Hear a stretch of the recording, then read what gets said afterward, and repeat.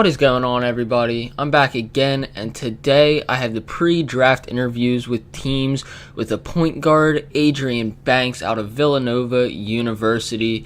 And after a great rookie showcase, he's coming in. He's looking to be taken in the lottery. Hopefully he will, so I'm going to leave you guys with the draft. That's all I'm going to say. But I want to tell you that I get drafted by a team that I really like. I definitely wanted to go there. Not complaining at all. But we're going to hop into these interviews, and I'm going to leave you with that and the draft. And until next time, guys, I hope you enjoyed. I hope you have a great day, and I'll see you later. Peace. Greetings. I'm the GM and Director of Player Personnel for the Detroit Pistons. We have the 8th pick of the draft and are looking for someone to be the face of our franchise. We'd like to ask you a couple questions and get a feel of how well you'd fit in with us. The team that we built here in Detroit was a rebuilding effort that didn't quite pan out. Obviously, it's difficult to predict the future, but I expect to see a fair amount of roster turnover as we work towards retooling the lineup for another rebuilding effort. How comfortable would you feel coming into a situation where the roster is in a state of flux?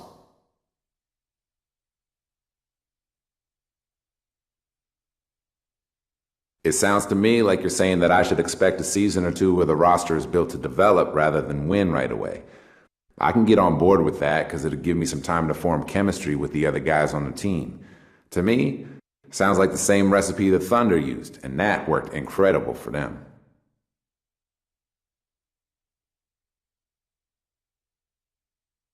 Next question. If you were a GM, where would you draft yourself in this draft?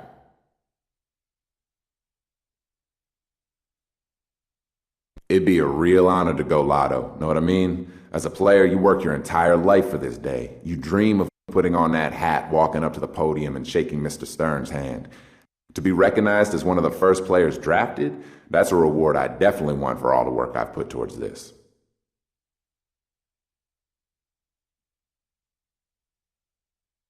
Thanks so much for your time. I don't want to get ahead of myself here, but we would be ecstatic if you're still on board when it's our turn to pick.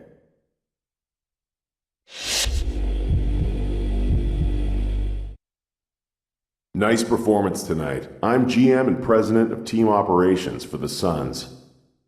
We have the 5th pick in this draft, and we're looking at potentially using this pick on you. First, though, we'd like to get to know you better by asking you a couple questions. Let's get to it. As a whole, the Suns have kept the same core for the better part of a decade. We found a winning formula and stuck by it, just rotating in supporting pieces where necessary. As I'm sure you've seen over the last year or so, we're in the midst of overhauling our roster. We really love the idea of you being a part of that process. What do you think about being a centerpiece for the new Phoenix Suns?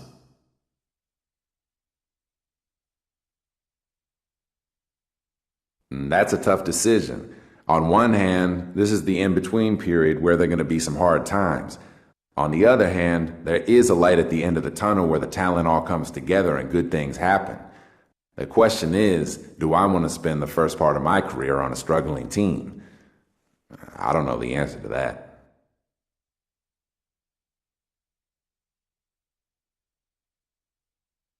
Let's see, one more question, if you don't mind. Being in the NBA brings a lot of responsibilities, and some people just aren't ready for it, if you know what I mean. What are your plans once you get that first paycheck?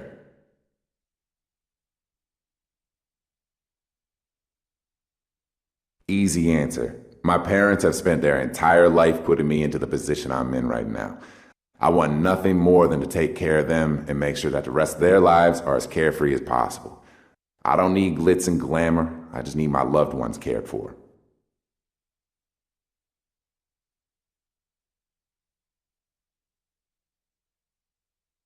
Okay, good stuff. We'll be in touch if we have any other questions.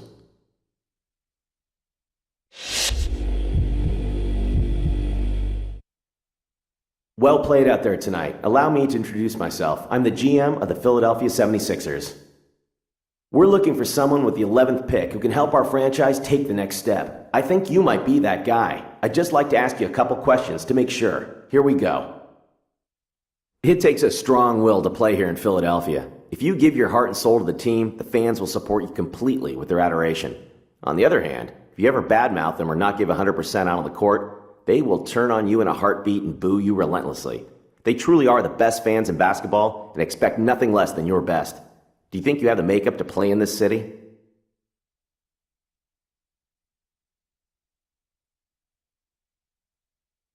Yeah, I can really get behind a fan base that wants to win and will do anything to get it.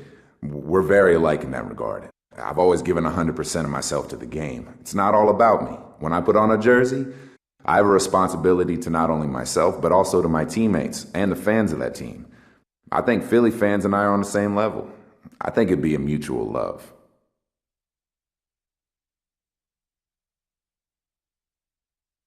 Okay, last question.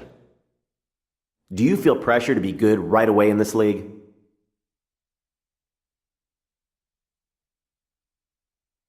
Honestly, no. I feel confident that any team that drafts me will have patience while I continue to develop my game and adjust to the speed of the NBA game. I'm going to be great someday. I already know that.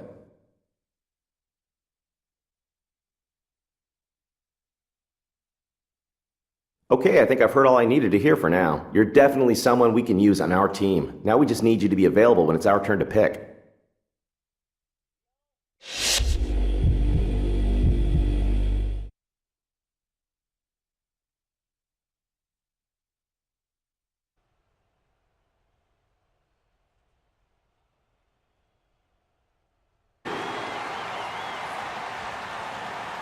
With the 5th pick in the 2013 NBA Draft, the Phoenix Suns select Alex Len from the University of Maryland. With the 8th pick in the 2013 NBA Draft, the Detroit Pistons select Kentavious Caldwell-Pope from the University of Georgia. With the 11th pick in the 2013 NBA Draft, the Philadelphia 76ers select Adrian Banks from Villanova University.